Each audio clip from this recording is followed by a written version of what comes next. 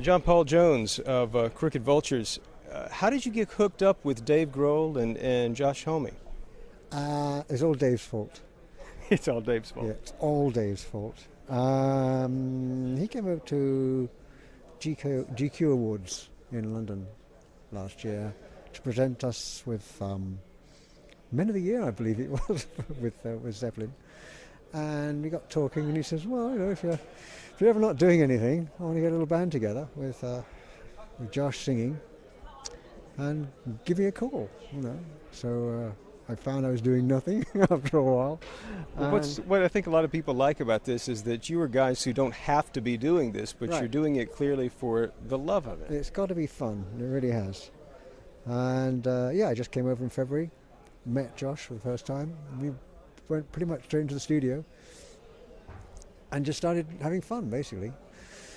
I noticed you were playing a slide guitar up there, a purple job with sparkles and everything. Yeah. There's a lot of blues-based groove in this band, isn't there? Yeah.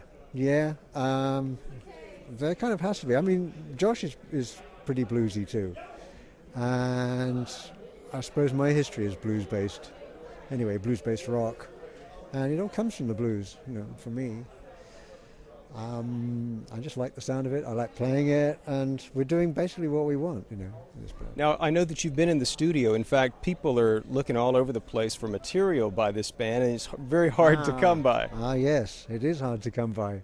What's the story? I hear you were saying you were unsigned. There will be music. There will be music. There will be music, yes. When is it going to happen? Well, real soon now, as they say in the computer world.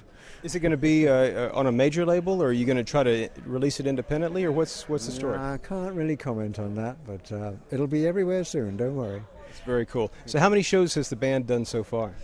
That's a real good question. 7, I think. 7 or 8, maybe. So this will be like what, the 8th or 9th show? It will be indeed, yeah. So we're still a young band. Hoping to go places. Is it exciting to get up there and sort of try these songs out in front of a public now that's never heard any of these things? It is, yeah. I mean, they're all still growing.